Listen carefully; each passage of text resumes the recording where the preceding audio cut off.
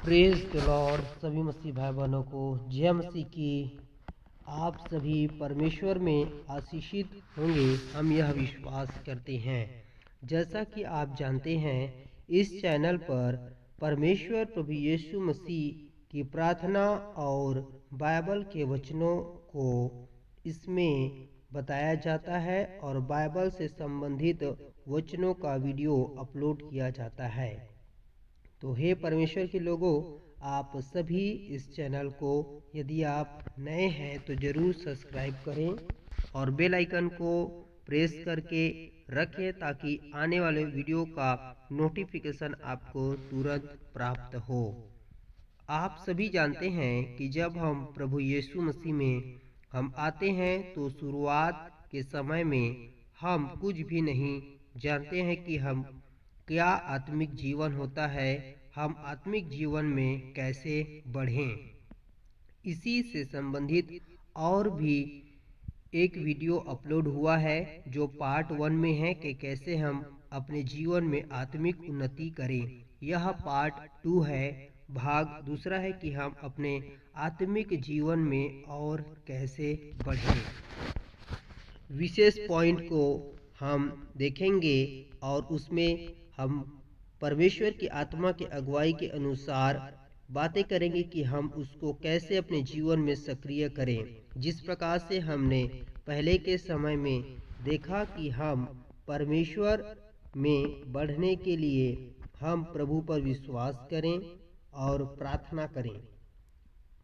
अब हम अपने आत्मिक जीवन में उन्नति के लिए हम विशेष एक और काम कर सकते हैं जिससे हमारे आत्मिक जीवन में तेजी से उन्नति होगा। आइए उस वचन को हम देखते हैं। उससे पहले आपको बताना चाहते हैं कि प्रतिदिन आप वीडियो को प्राप्त करने के लिए चैनल को जरूर सब्सक्राइब करें और आप अपने प्रार्थना निवेदन को कमेंट भी कर सकते हैं या आप कौन से विषय में वचन चाहते हैं उसको भी आप कमेंट करके बताएं। हम प्रयास करेंगे कि आपके विषय पर वीडियो बनाएं और उसको अपलोड करें।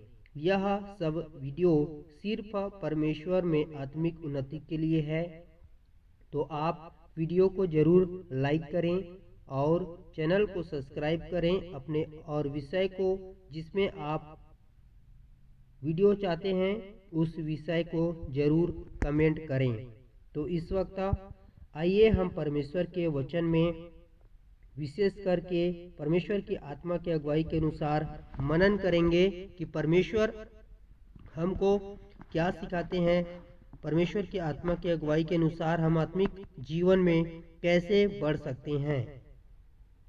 प्रकाशित वाक्य पहला अध्याय उसका 3 आयत में इस प्रकार से लिखा हुआ है, धन्य है वह जो इस भविष्यवाणी के वचन को पढ़ता है और वे जो सुनते हैं और इसमें लिखी हुई बातों को मानते हैं, क्योंकि समय निकट है। आपके पास में पवित्र बाइबल है जो परमेश्वर का वचन है। परमेश्वर के वचन में इस प्रकार से आया हुआ है, आदि में परमेश्वर ने आकाश और पृथ्वी की सृष्टि की। आप जानते हैं उस समय में परमेश्वर ने इस बातों को भी हमें साफ रीति से बताया है कि परमेश्वर ने अपने वचन से बनाया। परमेश्वर आदि में परमेश्वर का वचन था, वचन ही परमेश्वर था और परमेश्वर ने वचन के द्वारा सब कुछ बनाया। परमेश्वर ही वचन है। जब आप वचन को पढ़ते हैं तो परमेश्वर का आत्मा आपके जीवन में सक्रिय होता है। जैसे जैसे आप परमेश्वर के वचन को पढ़ते जाते हैं वैसे ही आप परमेश्वर के निकट होते जाते हैं और परमेश्वर की आत्मा से आप भरते जाते हैं। आपके पास में यदि पवित्र शास्त्र नहीं है, बाइबल नहीं है, तो आप बाइबल जरूर लें। आपका खुद का बाइबल हो और उसे आप प्रतिदिन पढ़ें। यही इस पॉइंट का उद्देश्य है कि वचन को पढ़ना है। धन्य है वह जो भविष्यवाणी के वचन को पढ़ता है। यह पुस्तक भविष्यवाणी का पुस्तक है, पहले जो हो चुका है और अभी जो हो रहा है और आने वाले समय में जो होने वाला है उस सब के विषय में यह बड़े गहराई के साथ में बताता है। इसको जो सुनता है और इसमें जो लिखी हुई बातों को मानता है वह धन्य व्यक्ति है।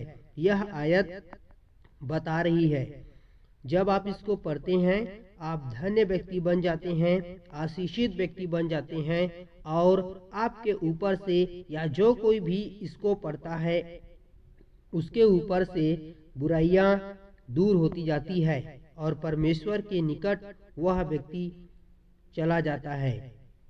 जिस प्रकार से परमेश्वर ने अपने वचन में कहा है, यीशु ने उसको उत्तर दिया, यदि कोई मुझसे प्रेम रखे तो वह मेरे वचन को मानेगा और मेरा पिता उससे प्रेम रखेगा और हम उसके पास आएंगे और उसके साथ वास करेंगे।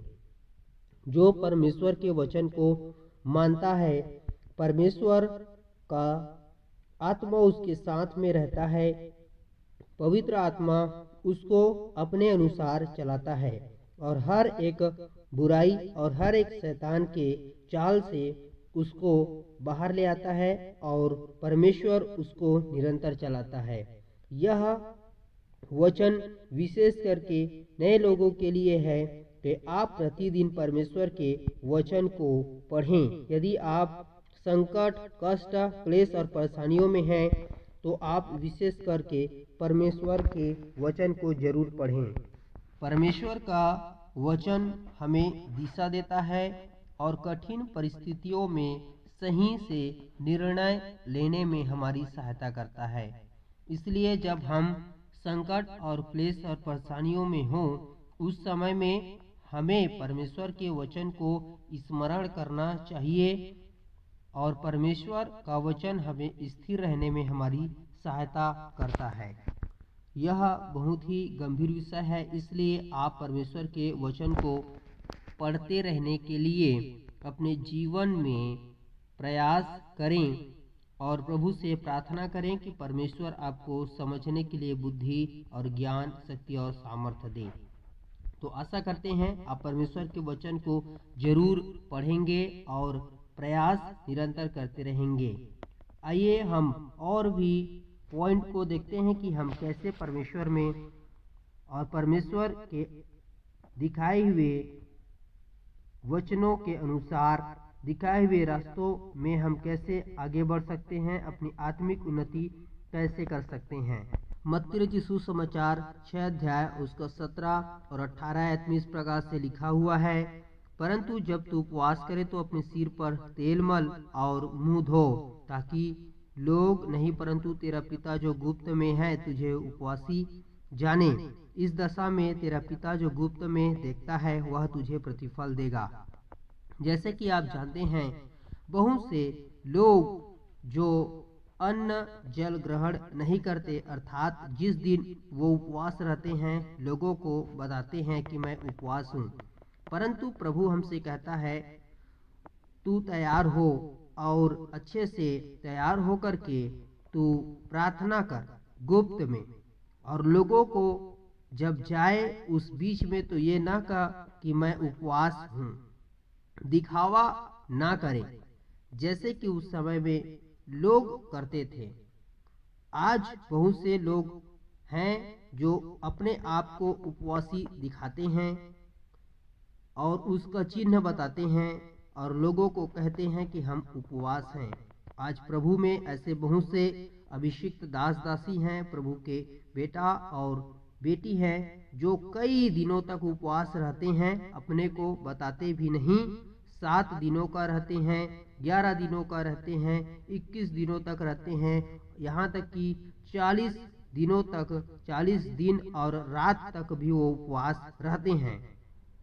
ऐसे स्थिति में आपको प्रार्थना के निकट बैठना चाहिए। जब आप उपवास रहते हैं उस समय पर ज़्यादा से ज़्यादा परमेश्वर को समय देना चाहिए, आराधना में समय देना चाहिए, प्रार्थना में समय देना चाहिए। आप उपवास सिर्फ अन्न और जल नहीं करने का ऐसा न रखें, परंतु उपवास एक आपको संकेत करता है कि मैं परमेश्वर की उपस्थिति में हूँ। और आप उपवास शुरुआत में हैं तो आप दोपहर तक की उपवास रख सकते हैं, आप पूरे शाम तक का उपवास रख सकते हैं, एक दिन का उपवास रख सकते हैं।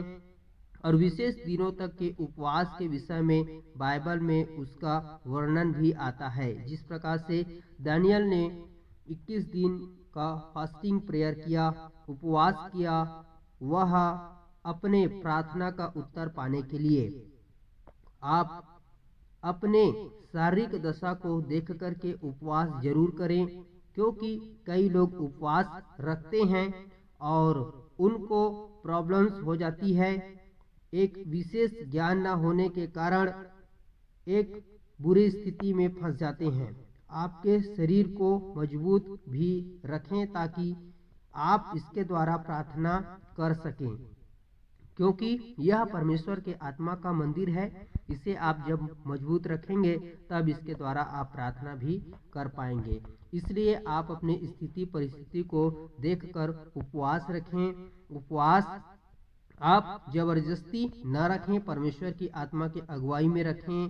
प्रभु यीशु को पवित्र आत्मा जंगल में ले गया शैतान से परीक्षा होने के लिए, तो उस बीच में उसने फास्टिंग किया। हमारे परमेश्वर ने उपवास रखा, शैतान ने उसका परीक्षा लिया।